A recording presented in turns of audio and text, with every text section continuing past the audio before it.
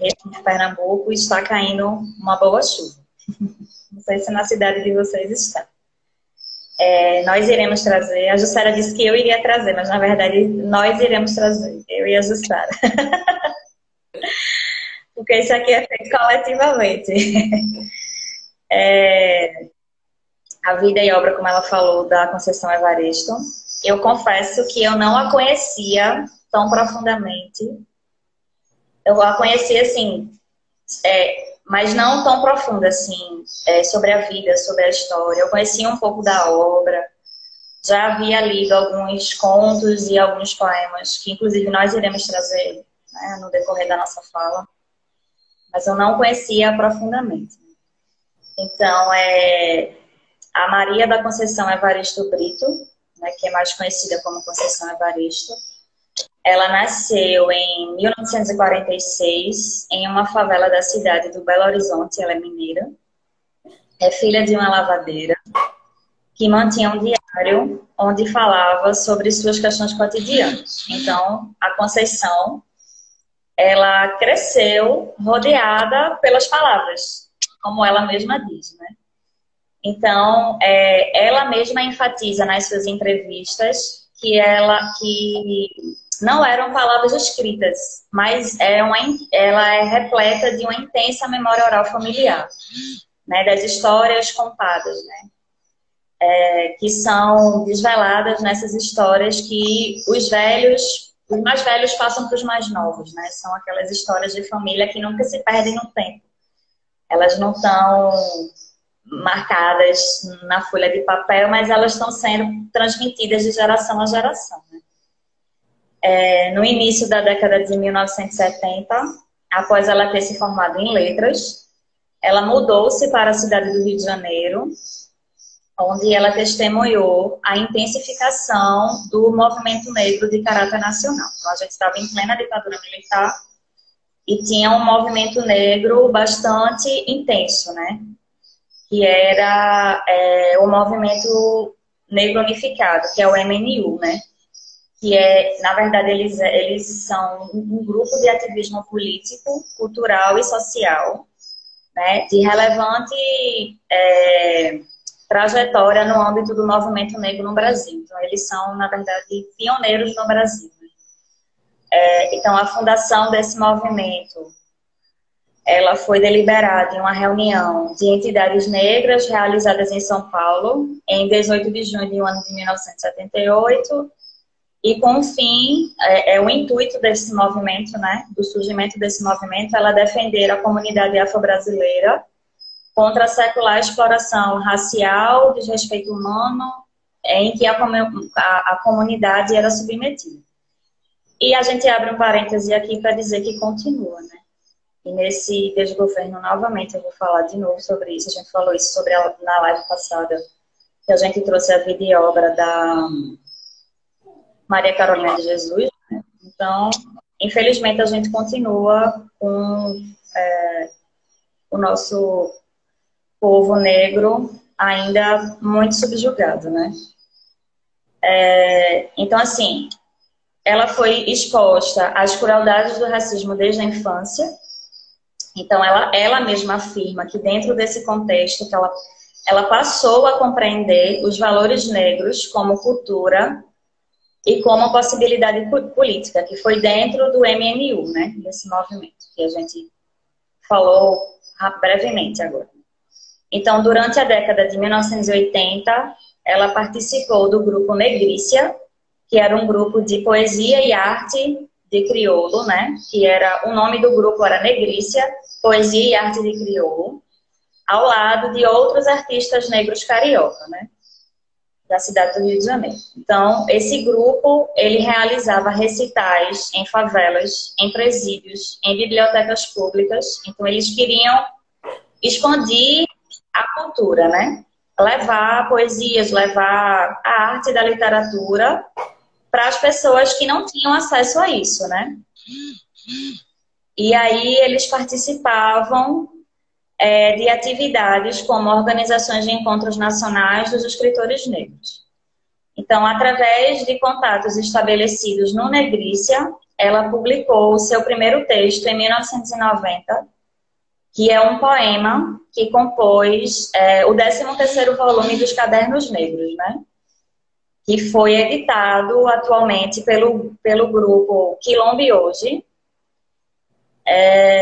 que além de 2 romances, tem uma coletânea de poemas e um livro de contos da Conceição, né? E um dos seus poemas mais conhecidos, que foi esse primeiro poema, não, que não foi o primeiro poema, mas é um dos mais conhecidos que foi publicado dentro dos Cadernos Negros, que é intitulado A Noite Não Adormece nos Olhos das Mulheres, que a Conceição ela fez em memória da sua amiga Beatriz Nascimento, que era uma intelectual negra que foi assassinada. Então, ela fez em homenagem a essa amiga. Aí eu vou trazer esse poema para a gente dar uma analisada também. A noite não adormece nos olhos das mulheres. A lua fêmea, semelhante nossa, em vigília atenta, vigia a nossa memória.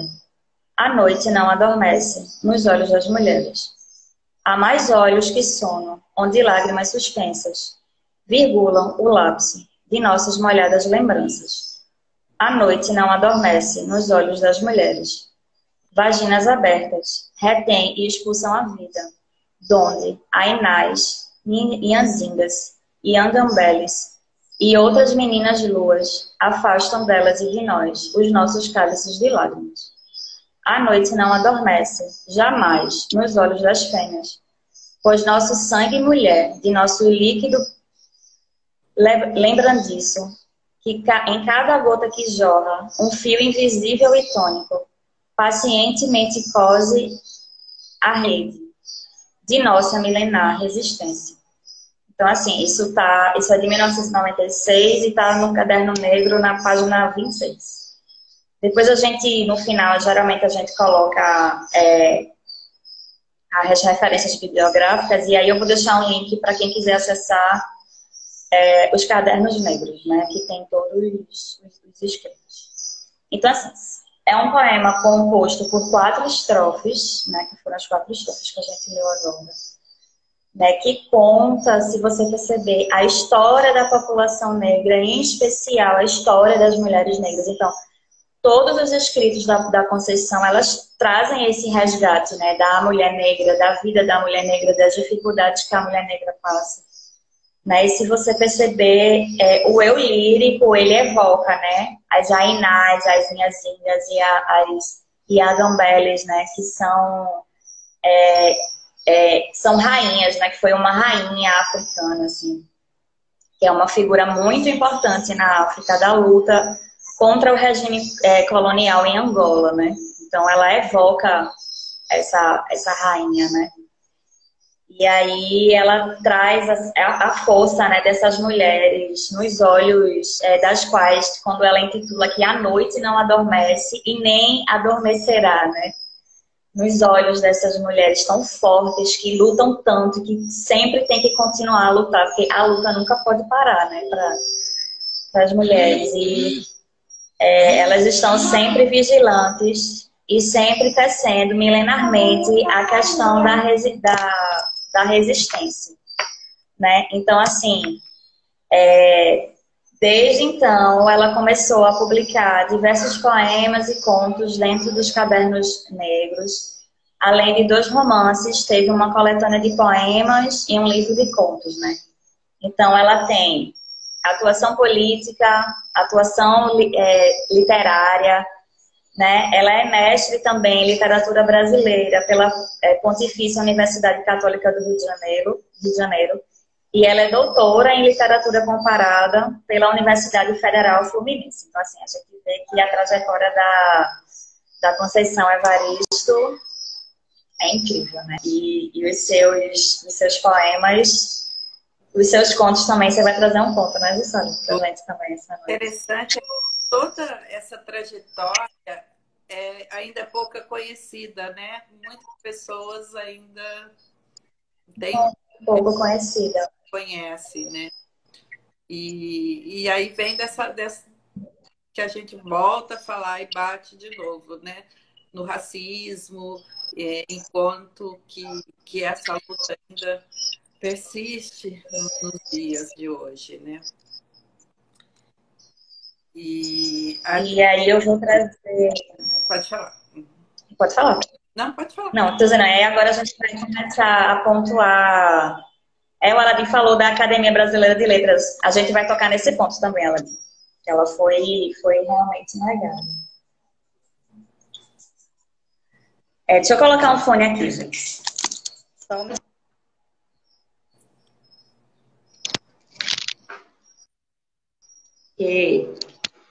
Um telespectador me informou aqui que tá dando microfonia, gente. Desculpa, eu vou colocar o fone para melhorar. Então tá. Então, assim, a gente vai começar agora a entrar nas obras da Conceição, né? Então, sua primeira obra publicada foi o livro Poncia Vicêncio, que foi publicado no ano de 2003. Ele é um romance, né? Então, ele traz uma narrativa não linear, marcada por cortes temporais, em que o passado e o presente, eles se imbricam, né? Eles se misturam. E a Poncia Vicêncio foi um livro muito bem acolhido pela crítica e pelo público, né? Ele está na lista de diversos vestibulares de universidades brasileiras e vem sendo objeto constante de artigos e dissertações acadêmicas. Então, ele também teve várias traduções em várias línguas. Então, ele foi bem divulgado mundialmente, né? Em seguida, vem Becos de Memória, que foi em 2006, que também é um romance, né? Ele trata com o mesmo realismo poético presente no Poncia Vicêncio, né? Então, ele traz o drama de uma comunidade favelada em processo de remoção. E, mais uma vez, aí a gente traz... a Conceição traz no seu livro a figura feminina como símbolo de resistência da pobreza e da discriminação. Então, a gente vai perceber no decorrer que isso é muito pontual nos escritos dela, tanto nas poesias quanto nos contos, né? E aí depois veio Poemas da Recordação e Outros Movimentos, que é um livro de 2008, que é um livro de poesias, né, que eram restritas às antologias e à série dos Cadernos Negros. Então pegaram todos os escritos, as poesias, que foram publicadas nos Cadernos Negros das antologias que ela participou, e aí fizeram um compilado e montaram esse livro, que é Poemas da Recordação e Outros Movimentos, que no decorrer eu vou trazer também um poema desse livro, que é lindo, belíssimo. Qual não é, né, na verdade? É difícil até escolher. Então, ele ganhou bastante visibilidade com a publicação dessa obra, e ela mantém a linha de denúncia da condição social dos afrodescendentes, né? Mas é escrita em tom de sensibilidade e ternura por conta do lirismo poético em que são trazidos, né? E é um trabalho, assim, que a crítica tem como um trabalho minucioso em relação à linguagem poética, porque é um livro só de poesias, gente, é belíssimo, vale a pena. Aí depois veio Em Submissa às Lágrimas de Mulheres, que é um livro de 2011, que é um livro de contos, né? Que ela trabalha, mais uma vez, o universo das relações de gênero das mulheres negras, num contexto social marcado pelo racismo e pelo sexismo. E aí veio Olhos d'Água, de 2014, que é um conto, né? Que foi um livro vencedor do Prêmio Jabuti no ano de 2015, na categoria Contos e Crônicas. E assim, é um livro extremamente sensível, né? De quem viveu na pele as dificuldades e as alegrias de viver numa comunidade em condições muitas vezes subhumanas, né? Que ela traz novamente a questão das favelas, né? Das dificuldades de se morar. Né? Então, assim, segundo a autora, os contos que tem nesse livro nasceram de histórias em que ela ouviu e modificou ao longo da escrita, Então, assim, Olhos d'Água vem também da questão da observação. Então, a gente volta lá no começo, quando a gente falou que ela era cercada de histórias que não eram marcadas no papel, mas eram aquelas histórias que os mais velhos contavam para os mais novos. Então, ela pegou essas histórias, observou outras mais e criou os contos que estão contidos no livro Olhos d'Água, né? A Jussara quer trazer, acho que para a gente, um conto que está nesse livro que vale a pena a gente ler. Posso ler agora? Não. Você quer falar? Uhum. É exatamente o Olhos d'Água. E já vou avisando que esse conto tem um gatilho para mim. Toda vez que eu leio, eu choro. Então, eu vou tentar lembrar. Mas vamos lá. Né? Ele é um pouquinho longo, mas vale a pena porque é Sim. maravilhoso. Uma noite, há anos, acordei bruscamente e uma estranha pergunta explodiu de minha boca. De que cor eram os olhos de minha mãe? Atordoada, custei reconhecer o quarto da nova casa em que eu estava morando e não conseguia me lembrar de como havia chegado até ali. E a, desculpa, e a insistente pergunta martelando, martelando. De que cor eram os olhos de minha mãe? Aquela indagação havia surgido há dias, há meses, posso dizer. Entre um afazer e outro, eu me pegava pensando de que cor seriam os olhos da minha mãe? E o que a princípio tinha sido um mero pensamento interrogativo, naquela noite se transformou em uma dolorosa pergunta carregada de um tom acusativo. Então eu não sabia de que cor eram os olhos de minha mãe? Sendo a primeira de 7 filhas, desde cedo busquei dar conta de minhas próprias dificuldades. Cresci rápido, passando por uma breve adolescência. Sempre ao lado de minha mãe, aprendi a conhecê-la. Decifrava o seu silêncio nas horas de dificuldades. Como também sabia reconhecer em seus gestos prenúncios de possíveis alegrias. Naquele momento, entretanto, me descobrira cheia de culpa por não recordar de que cor seriam os seus olhos. Eu achava tudo muito estranho, pois me lembrava nitidamente de vários detalhes do corpo dela. Da unha encravada do dedo mindinho do pé esquerdo, da verruga que se perdia no meio da cabeleira crespa e bela.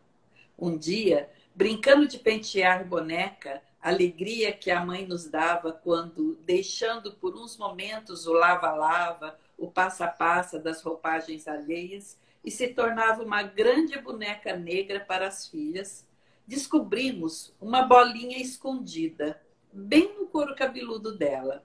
Pensamos que fosse carrapato. A mãe cochilava e uma de minhas irmãs aflita, querendo livrar a boneca mãe daquele padecer, puxou rápido o bichinho. A mãe e nós rimos e rimos e rimos de nosso engano. A mãe riu tanto das lágrimas escorrerem. Mas de que cor eram os olhos dela? Eu me lembrava também de algumas histórias da infância da minha mãe. Ela havia nascido em um lugar perdido no interior de Minas. Ali, as crianças andavam nuas até bem grandinhas. As meninas, assim que os seios começavam a brotar, ganhavam roupas antes dos meninos. Às vezes, as histórias da infância de minha mãe confundiam-se com as da minha própria infância. Lembro-me de que muitas vezes, quando a mãe cozinhava, da panela subia cheiro algum. Era como se cozinhasse ali apenas o nosso desesperado desejo de alimento. As labaredas, sob a água solitária que fervia na panela cheia de fome, pareciam debochar do vazio do nosso estômago, ignorando nossas bocas infantis, em que as línguas brincavam a salivar sonho de comida. E era justamente nesses dias de parto ou nenhum alimento que ela mais brincava com as filhas. Nessas ocasiões, a brincadeira preferida era que a mãe era Nossa Senhora, a rainha. Ela se sentava em seu trono, um pequeno banquinho de madeira. Felizes, colhíamos flores cultivadas em um pequeno pedaço de terra que circundava o nosso barraco. As flores eram distribuídas por seus cabelos, braços, colo, e diante dela fazíamos reverências à Senhora. Postávamos deitadas no chão e batíamos cabeça para a rainha. Nós, princesas em volta dela, cantávamos, dançávamos, sorríamos. A mãe sorria de uma maneira triste e com um sorriso molhado. Mas de que cor eram os olhos de minha mãe? Eu sabia, desde aquela época, que a mãe inventava esse e outros jogos para distrair a nossa fome. E a nossa fome se distraía. Às vezes, no final da tarde, antes que a noite tomasse conta do tempo, ela se sentava na soleira da porta e juntas ficávamos contemplando as artes das nuvens no céu. Umas davam carneirinhos, outras cachorrinhos, algumas gigantes adormecidos, e havia aquelas que eram só nuvens, algodão doce. A mãe, então, espichava o braço e ia até o céu. Colhia aquela nuvem e repartia em pedacinhos, enfiando rápido na boca de cada um de nós. Tudo tinha que ser muito rápido, antes que a nuvem derretesse, e com ela os nossos sonhos se esvaecessem também. Mas de que cor eram os olhos da minha mãe? Lembro-me ainda do temor de minha mãe nos dias de fortes chuvas. Em cima da cama, agarrada a nós, ela nos protegia com seu abraço. E com os olhos alagados de prantos, balbuciava rezas a Santa Bárbara, temendo que o nosso frágil barraco desabasse sobre nós. E eu não sei se o lamento pranto de minha mãe, se o barulho da chuva. Sei que tudo me causava a sensação de que a nossa casa balançava ao vento. Nesses momentos, os olhos de minha mãe se confundiam com os olhos da natureza. Chovia, chorava, chorava, chovia. Então, por que eu não conseguia lembrar a cor dos olhos dela? E naquela noite, a pergunta continuava me atormentando. Havia anos que eu estava fora da minha cidade natal. Saíra da minha casa de melhor condição de vida para mim e para minha família. Ela e minhas irmãs tinham ficado para trás. Mas eu nunca esquecera minha mãe. Reconheci a importância dela na minha vida. Não só dela, mas de minhas tias e de todas as mulheres da minha família.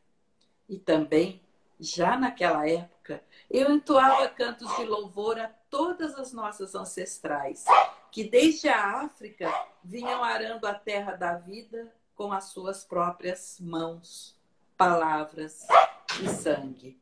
Não, eu não esqueço essas senhoras, nossas iabás, donas de tantas sabedorias. Mas de que cor eram os olhos de minha mãe? E foi então que, tomada pelo desespero por não me lembrar da cor que seriam os olhos da minha mãe, naquele momento resolvi deixar tudo e no dia seguinte voltar à cidade em que nasci. Eu precisava buscar o rosto da minha mãe, fixar o meu olhar nela para nunca mais esquecer a cor de seus olhos. Assim fiz. Voltei, aflita, mas satisfeita. Vivi a sensação de estar cumprindo um ritual em que a oferenda aos orixás deveria ser a descoberta da cor dos olhos de minha mãe. E quando, após longos dias de viagem para chegar à minha terra, Pude contemplar extasiado os olhos de minha mãe. Sabem o que vi? Sabem o que vi? Eu vi só lágrimas e lágrimas. Entretanto, ela sorria feliz. Mas eram tantas lágrimas que eu me perguntei se minha mãe tinha olhos ou rios caudalosos sobre a face. E só então eu compreendi. Minha mãe trazia serenamente em si águas correntezas. Por isso prantos, e prantos a enfeitar o seu rosto. A cor dos olhos da minha mãe era a cor de olhos d'água. Águas da mamãe Oxum. Rios calmos, mas profundos e enganosos para quem contempla a vida apenas pela superfície. Sim, águas de mamãe Oxum. Abracei a mãe, encostei meu rosto no dela e pedi proteção. Senti as lágrimas dela se misturarem com as minhas. Hoje, quando já alcancei a cor dos olhos de minha mãe, tento descobrir a cor dos olhos da minha filha. E faço a brincadeira em que os olhos de uma se tornam o espelho para os olhos de outra. E um dia desses me surpreendi com um gesto de minha menina. Quando nós duas estávamos nesse doce jogo, ela tocou suavemente no meu rosto e me contemplando intensamente. Enquanto jogava o olhar dela no meu, perguntou baixinho, mas tão baixinho, como se fosse uma pergunta para ela mesma, ou como estivesse buscando e encontrando a revelação de um mistério ou de um grande segredo. Eu escutei quando, sussurrando, minha filha falou: Mãe, qual é a cor tão úmida de seus olhos? Bravo, né? Bravo. Muito emocionante, assim, a beleza que ela Muito. fala. Tem uma sensibilidade É de que a arrepiar, gente nem consegue descrever. É de arrepiar. é de arrepiar.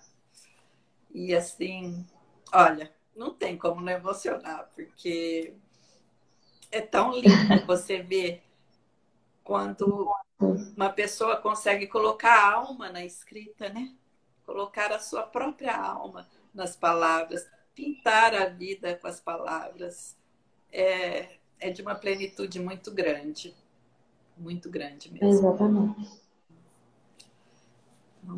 Vamos retomar. Difícil retomar depois disso, né? Puxando, Então, a gente lê. Vamos lá. A Jussara lê um conto, que é o conto que dá o título ao livro Olhos d'Água, que ganhou o prêmio Jabuti em 2015, como a gente havia dito. E aí, logo em seguida, veio Histórias de Leves Enganos e Parecências, que foi em 2016, que também é contos e novela. Veio Azizi, O Menino Viajante, em 2017, que é um livro infantil, é um livro para crianças, que é um livro que ela fez para aquele projeto Itaú, que tem Leia para uma Criança. Não sei se vocês já viram a propaganda que passa do Itaú. Você entra no site deles e você pode baixar vários livrinhos. Aí, dentre esses livrinhos, tem o Azizi, o Menino Viajante, da Conceição Evaristo. Quem tiver filhinhos, crianças, e quem gostar também, vale a pena baixar, é gratuito. Aí depois veio Não Me Deixe Dormir o Profundo Sono, de 2020, que aí não é um livro, na verdade foi um escrito que ela fez para a revista Piauí. Né? E aí, nos últimos 3 anos, 3 de seus livros, que continuam recebendo novas edições no Brasil, foram traduzidos para o francês e foram publicados em Paris pela editora Anacaona, né? Então, Poncia Vicêncio está dentro desses livros, O Olho d'Água está dentro desses livros também, e o livro de poesias, né? Que é o... Desculpa, gente. Poemas da Recordação e Outros Movimentos.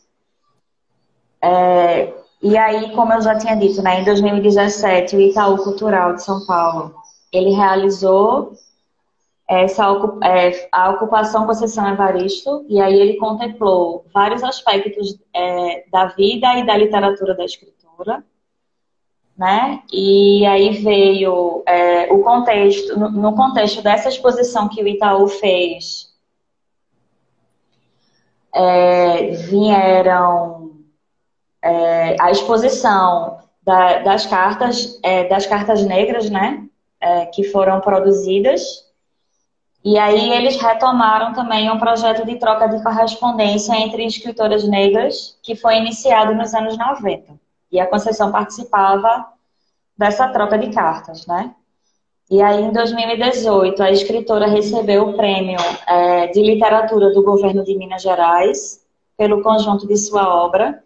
E aí, aqui a gente vai tocar num ponto que é bastante sensível, assim, que eu acho que vale a pena a gente pontuar, né, que foi a questão da Academia Brasileira de Letras, que o Aladim ele falou antes, né? Sim, Aladim, a Geni Guimarães era muito amiga, inclusive ela estava dentro também da luta política, junto com a Conceição, e ela escrevia também no Cadernos Negros, junto com a Conceição. E aí a gente traz essa questão da Academia Brasileira de Letras, que foi, assim, foi pouco falada. Eu confesso para vocês que eu também desconhecia desse fato. Eu fiquei sabendo desse fato quando eu fui pesquisar sobre ela para trazer mais informações assim, um pouco mais aprofundadas para vocês no dia de hoje. E aí eu achei algumas reportagens, não muito, também não tem muito falando. E aí uma das reportagens que eu achei interessante foi uma reportagem da Carta Capital, que depois eu posso deixar até o link para vocês conferirem também.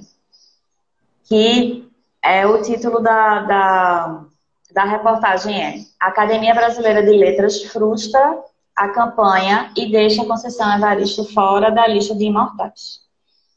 E aí, isso foi no ano de... Só um minuto, gente, eu estou olhando a reportagem. 2018. Que quem ficou no lugar da Conceição foi o Cacá Diegues, né? Ele que ganhou a vaga, né, da cadeira que desocupou. Então, fizeram, na verdade, isso surgiu, a campanha para a Conceição Evaristo ocupar a cadeira da academia surgiu depois que a jornalista Flávia Oliveira, do jornal O Globo, ela escreveu que votaria em Evaristo para ocupar essa cadeira. E aí, a frase que a Flávia Oliveira falou foi: tá faltando preto na casa de Machado de Assis, que é a academia. E aí a internet pegou isso, comprou a ideia da Flávia e começou a surgir uma campanha na internet para a Conceição ganhar votos, né? Para ganhar visibilidade para a Conceição ser votada. E aí criaram a hashtag Conceição Evaristo na ABL, né? E aí isso ganhou bastante destaque no Twitter. E aí, no dia 18 de junho, a Conceição fez uma carta de próprio punho para oficializar sua candidatura. Então, ela se colocou à disposição, realmente, a candidatura, né? E aí, ela não participou dos eventos que participam, que geralmente eles se unem e fazem os eventos. E ela não foi para esses eventos, né? E aí, que eram eventos, segundo a Carta Capital, eram eventos para conquistar o júri. E ela não organizou esses jantares, convidando esses jurados que iriam fazer essa votação, essa escolha, né? E pronto. E aí, até então, o que a gente tem conhecimento é que apenas 2 homens negros conseguiram a façanha, que foi João do Rio e Machado de Assis. Fora isso, nenhum outro homem negro ocupou a Academia Brasileira de Letras e nenhuma mulher negra na história ocupou nenhuma cadeira da Academia Brasileira de Letras. Isso já existe preconceito só por ser mulher. Por ser mulher e negra, aí o preconceito é muito maior. Porque a Rachel de Queiroz... teve um. A Rachel de Queiroz, na época, quando ela entrou na academia... Ela sofreu preconceito quando ela entrou, né? Inclusive gente, eu esqueci o nome do escritor agora. Mas é um escritor... o Guimarães Rosa, ele leu um texto da Rachel e ele acreditou que teria sido escrito por uma mulher, vejam só, naquela época, né? E aí ela conseguiu, logo a cadeira do Castro Alves. A Aladim tá falando aqui. Então, assim, gente, é algo que a gente sabe, né? Que é muito ainda presente no nosso país, a questão do preconceito, a questão do sexismo, né? E essa reportagem, eu vou deixar o link depois para vocês lerem com mais calma, mais aprofundado, mas infelizmente foi isso o que aconteceu, né? Que foi um cineasta que ganhou, que foi o Cacá Diegues, é um homem branco. Ele venceu a disputa com outros 22, e deixou para trás também o pesquisador Pedro Corrêa de Lago, que era neto do Oswaldo Aranha. E aí a votação aconteceu em 2018. Eu acredito que seja esse mesmo, Jussara. Eu não achei a data aqui, mas eu vou deixar a reportagem direitinho. Isso, foi em 2018, exatamente. Foi em agosto de 2018, tá aqui. Aconteceu em agosto desse ano, né, de 2018. Infelizmente, foi isso que aconteceu. Nós não temos a maravilhosa Quem Perde a Academia. Exatamente. De ter a maravilhosa Conceição Evaristo fazendo parte, né? E aí, falando um pouco da linguagem que a Conceição traz nos seus escritos, né, nos seus textos, é um trabalho, assim, extremamente minucioso. A gente já trouxe uma poesia e a Jussara trouxe um conto, já deu para perceber o primor que é o trabalho literário da Conceição, né? E aí são junções de vocabulários que geram novas palavras, e essas palavras geram outros significados, né? E aí tem a questão sempre pontual da ancestralidade na obra da Conceição, né? E a questão da raiz que ela traz, que ela tenta recuperar sempre o passado, que se entrelaça com projeção de futuro, né? E aí os temas ficcionais e poéticos da autora são diversos, né? A gente já viu. Mas a questão da poética da Conceição, ela é conduzida principalmente pelo eu lírico, né? Da questão das personagens, em especial, que são mulheres negras. Então, assim, a memória é algo muito presente, muito pontual nos textos da Conceição. E ela ocupa sempre um lugar central nesses escritos, né? Então, assim, é como se ela lançasse o leme nas águas caudalosas, assim, poeticamente falando, né? Da diáspora africana, né? Da ancestralidade dessas mulheres, assim, negras, fortes, né? Que ela procura sempre dar voz ao discurso dos subalternos, né? Dos excluídos, entre aspas, da história, né? Que são os negros, os pobres, as mulheres, e com especial destaque sempre nas suas obras para as mulheres negras e pobres. Isso é muito pontual. Né? E aí ela traz... ela navega muito pelas voltas da memória afro-brasileira, que tem um caráter fortemente, né? Então ela se preocupa sempre a trazer à tona uma outra perspectiva história, a perspectiva subalterna. Então ela dá voz a isso, né? Que normalmente teria sido colocado como um coadjuvante da história oficial. Então é como se, oficialmente falando, a história dos negros ela é abafada, ela é colocada sempre como coadjuvante, né? Sempre são os brancos que são os salvadores e os negros que estão lá para serem salvos. E não é bem assim, né, gente? A gente sabe. E aí, sobre isso, eu queria trazer aqui um ponto, falar um pouco sobre um artigo, né, que o Michel Pollack toca nesse assunto, né, que são, assim, um dos fatores que evidenciam um caráter construtivo em relação à memória, que é a memória um ponto central dos escritos da Conceição, né? É a sua organização em função de preocupações policiais e políticas que são históricas. Então, são essas vivências, essa relação da memória que ela traz para os escritos dela, né? Então, assim, se grupos subalternos, como organizações do movimento negro, do movimento feminista, vêm mobilizando elementos de memória para impostar o seu protagonismo histórico, isso se dá pela necessidade de lutar contra uma história oficial e excludente. Então, é isso que ela quer trazer sempre nos seus escritos, é dar voz, é a questão da resistência, é a questão da mulher negra que está ali sempre lutando e que nunca é vista, que sempre é colocada como coadjuvante. Mas ela quer trazer isso para gritar realmente para as pessoas, ei, né? Não é assim, não é da forma como contam que realmente acontece, né? Então, assim, o Pollack, ele é um sociólogo e ele analisa, né? Ele diz que grupos sociais elegem os seus atores profissionalizados, entre aspas, né? Que são especialistas em realizar esse trabalho de enquadramento da memória. Então, assim, é dentro dessa concepção, analisando os escritos fazendo esse link, né, do estudo do Pollack em relação aos escritos da Conceição. Então, dentro dessa concepção é que a gente pode relacionar um conceito de Gramsci, por exemplo, que eu posso trazer aqui, que Gramsci ele fala muito em relação ao intelectual orgânico, né?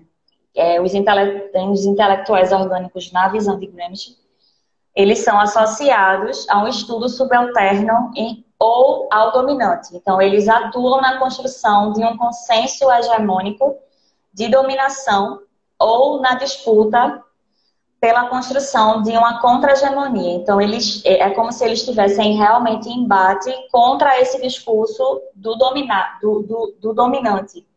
Né? Que o dominante sempre coloca a população negra, as mulheres e tal, como dominados, entendeu? Então, essa proposta do Gramsci que ele traz em relação ao intelectual orgânico é isso. Então, assim, a gente pode considerar, dentro de toda essa análise sociológica da coisa, que a Conceição Evaristo, ela é uma intelectual orgânica, usando essa teoria do Gramsci, né? Então, assim, na medida em que ela se associa a um grupo social subalternizado, que são as mulheres negras e pobres, que ela traz sempre nas suas obras, né? Então, ela se insere ativamente na vida prática em relação como construtora realmente, né? Como organizadora, como persuadora permanente desses subalternos, digamos assim.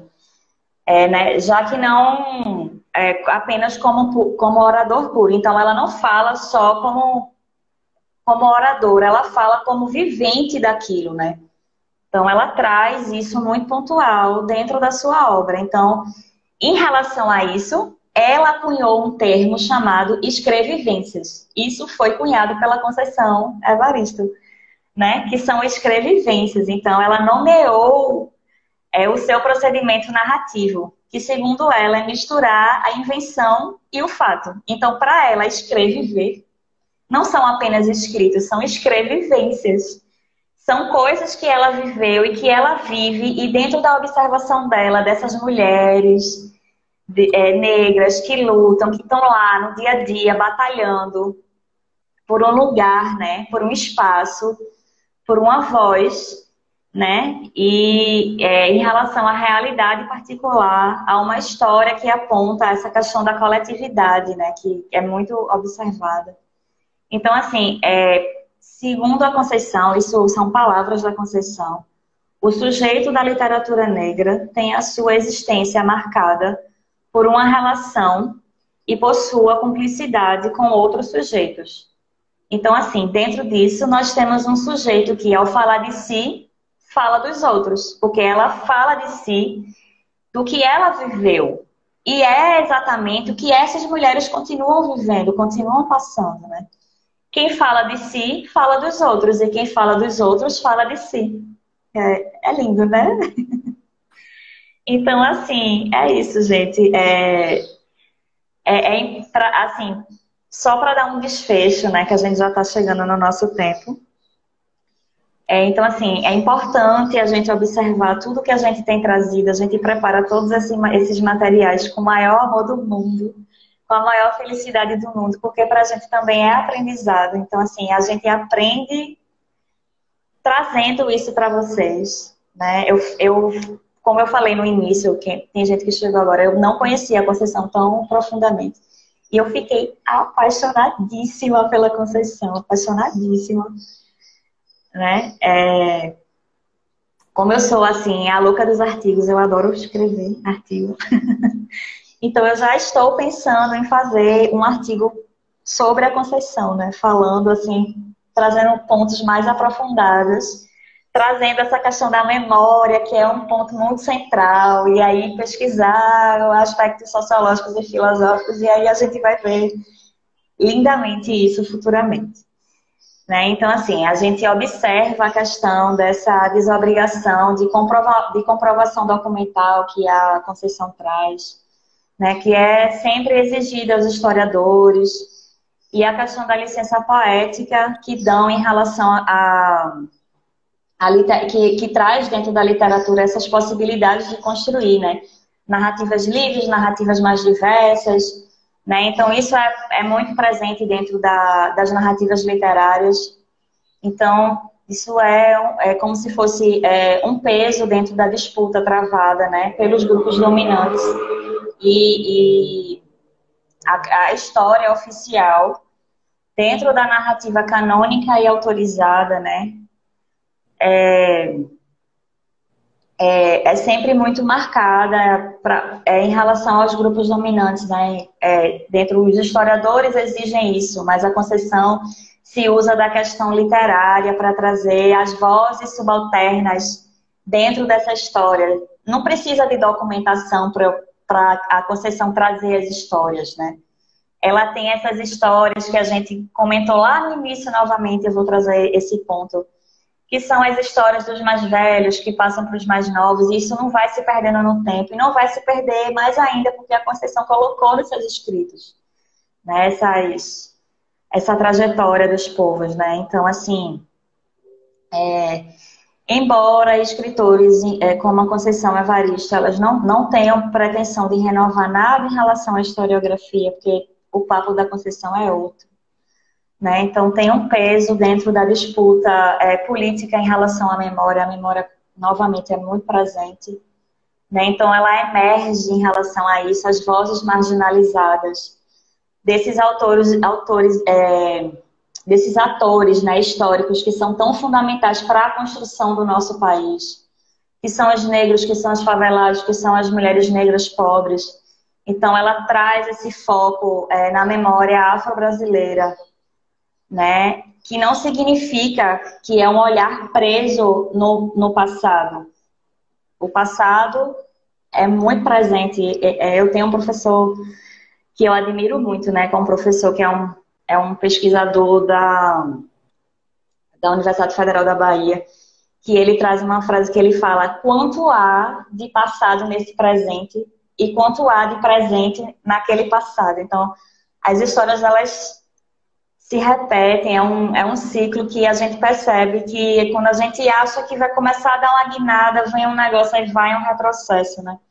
E aí eu trago de novo uma frase da Simone de Beauvoir, que ela pontua no seu livro O Segundo Sexo, que ela fala muito isso, que nós precisamos sempre estar atentas, nós mulheres precisamos sempre estar atentas, porque se tiverem que tirar algum direito, os nossos direitos conquistados serão os primeiros que irão retroceder. E a gente pode perceber isso na prática hoje em dia, né?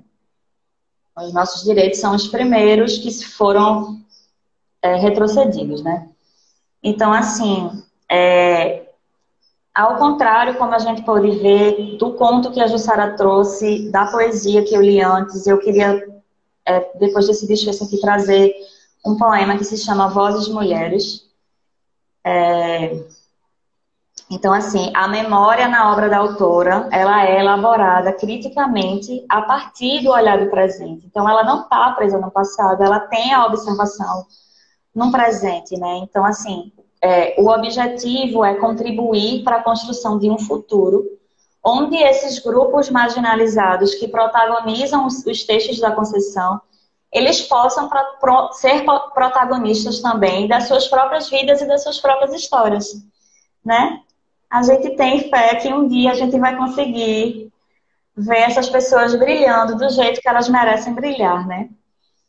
E aqui, para desfechar totalmente a minha fala e dar vez para a Jussara também fazer o desfecho dela, eu queria trazer um poema intitulado Vozes Mulheres, que é lindo, que é emocionante, gente. Que também traz esse passado e esse presente, desse olhar, né, das mulheres negras. E ele é assim. A voz de minha bisavó ecoou criança nos porões do navio. Ecoou lamentos de uma infância perdida.